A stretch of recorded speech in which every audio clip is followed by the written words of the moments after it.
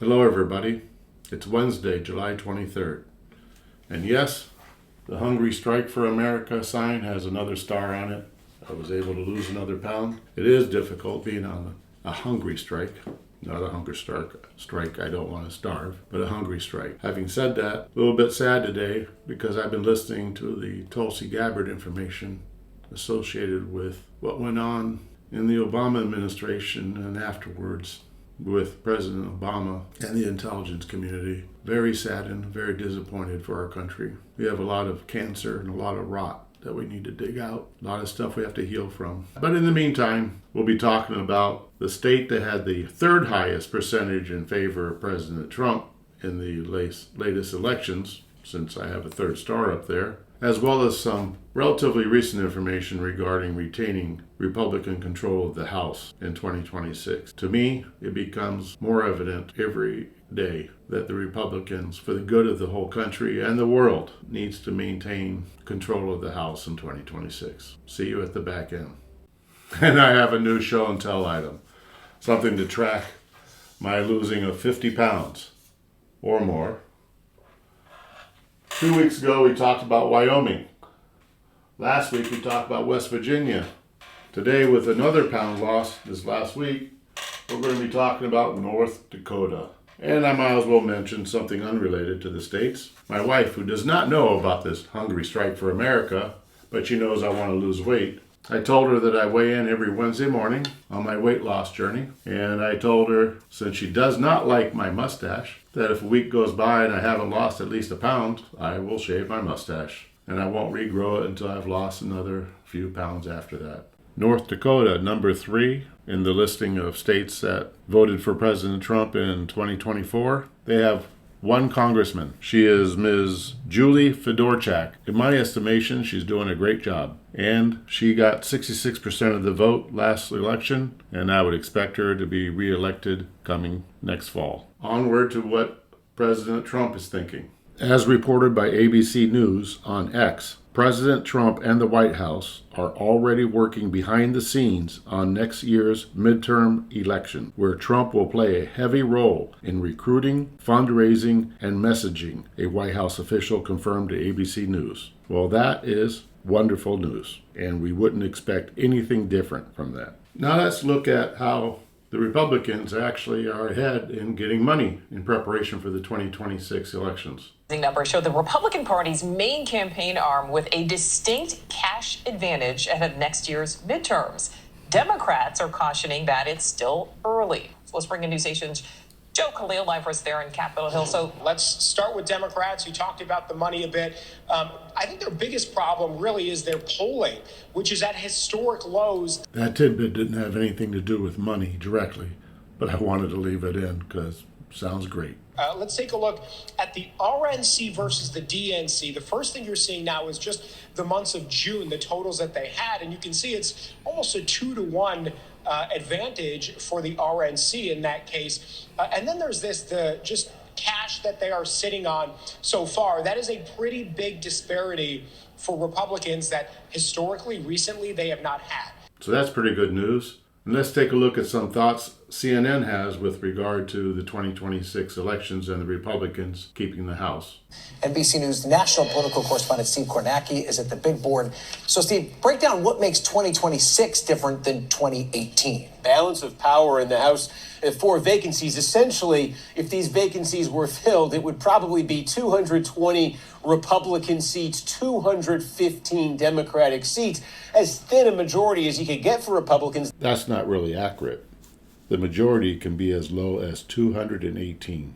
They can afford a net loss of no more than 2 seats. And you know the history of midterms. The White House party almost always loses seats. You mentioned 2018 when Republicans lost 40 seats in Donald Trump's first midterm. Let's go over those 2 instances when the sitting president's party did not lose the House in midterm elections. Oh, by the way, this comes from Wikipedia. So, historical exceptions. The president's party has historically lost seats. However, there are a few notable exceptions. Few, meaning 2. 1934, during Franklin Delano Roosevelt, that was the Depression time. And in 2002, President George W. Bush, that was obviously shortly after the 9/11 problem in 2001. So this could be another notable exception.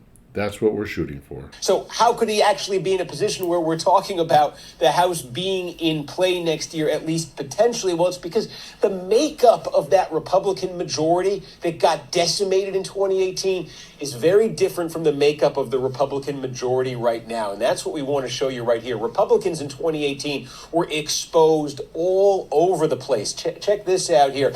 Republicans in 2018 in districts that had been carried by Hillary Clinton in the 2016 presidential election, anti-Trump districts, there were 25 of them in the 2018 midterms. There are only 3 Republicans right now representing districts that Donald Trump didn't carry in the last presidential election. Mike Lawler, a congressman from New York, is one of those 3 people. Here's some late-breaking news coming from the New York Post that I just read this morning. Quoting the New York Post, Mike Lawler plans to forego a run for governor and will instead seek re-election to his Hudson Valley House seat, he confirmed to the Post on Wednesday. Then skipping through, his decision after a meeting with President Trump last week was mocked by Hochul. Well, she knows exactly what's going on here.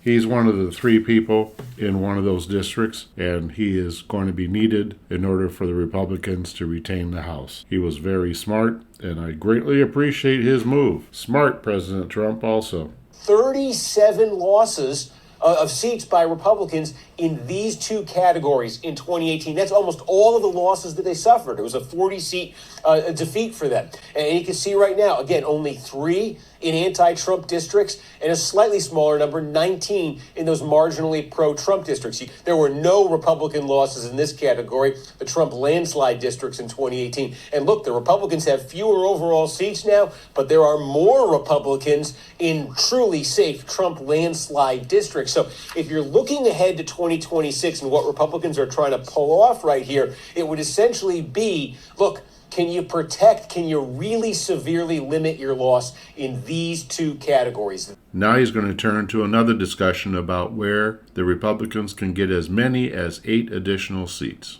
Ohio and Texas poised, it would appear, to do mid-decade redistricting here ahead of next year's congressional elections, midterm elections. And what could that mean? Well, if both of those things happened, of 8 seats for Republicans. So think about that. If they were able to get something in that ballpark out of Texas and out of Ohio, and you went back to what we just showed you right here, if they limit the damage here and offset it with Texas and Ohio, they could actually be in the game to hold on to their majority. Lastly, let's listen to Speaker Johnson speaking about things related to the 2026 elections, namely incumbent retention and raising money. But before we get to Speaker Johnson, I need to introduce Representative Thomas Massie from Kentucky, 4th Congressional District. He's going to be part and parcel of the discussion by Speaker Johnson. Thomas Massie has been the congressman in that district for about 13, 14 years. In his most recent election, there was no Democrat running against him in 2024, and he received 99.6% of the vote. The district leans towards the Republican by the Cook way of calculating things by 18 points. And Mr. Massie is a brilliant individual. We'll say more about him at the end. Yes, ma'am. Thank you, Mr. Speaker. Just to follow up on that, I know before when you were asked whether or not you would back Mr. Massie for re-election, you didn't give a direct answer. He has some harsh things to say about your leadership yesterday related to the Epstein files. Have you made up your mind whether or not you would support him or back him against your parents' judge back? So here's as the leader of my party, I lead the incumbent protection program. Okay, that's my job. I go all around the country. I travel endlessly, incessantly. I have to raise over $300 million to do that, and we want everybody to come back. And some people, I try to protect them from themselves, you know. They kick and scream and bite their own colleagues. Some people seem to enjoy in trying to inflict political pain on their own teammates. I'm not going to address anybody individually, but I'll tell you that some here are much more frustrated than others. There's a small, tiny handful, but one in particular who's given me lots of consternation. I don't understand. I don't understand Thomas Massie's motivation. I really don't. I don't know how his mind works. I don't know what he's thinking. Well, because every single House seat is very important for the Republicans in 2026, my recommendation to Speaker Johnson would be that he does take the time to find out what Thomas Massie is thinking. Thomas Massie could have brought his discharge petition any time over the last 4.5 years. So do I have some concern about that? I do. But you know, in me and my way, I try to follow Ronald Reagan's 11th commandment. Never speak evil of another Republican. My gosh, it's hard to do sometimes around here. I also try to follow the scripture. You know, it says, bless those who persecute you. So let me just say about Thomas Massie, could you just accept my Southern, bless his heart? Okay, I don't know what else to say about it. We're for maximum transparency. We're engaging in that right now, and we don't need political games. You gotta love Speaker Johnson. Great guy, doing a great job. So let me just say that I appreciate Speaker Johnson's words with regard to Congressman Massie. I understand where President Trump is coming from with regards to, as he said, he was going to fund a primary challenge against Thomas Massie. But researching Mr. Massie's background, I believe that there should be a rapprochement. My name is Mark Pierre. I'm half French. I can use that word. There should be a rapprochement, a get together and be nice to each other, be friends again between Speaker Johnson, Thomas Massie, and maybe even President Trump. I believe Thomas Massie's heart is in the right place. He has a lot of great ideas, and I believe sincerely that he can be part of the solution about how to maintain Republican majority in the House and not be part of the problem. Thank you for watching today's video. Thank you for your time. See you next week. God bless America. God bless Speaker Johnson and President Trump and Majority Leader Thune. I like Vance and Rubio and Bessent and Hegseth and all the rest of them too. Anyway, have a great week. Bye-bye.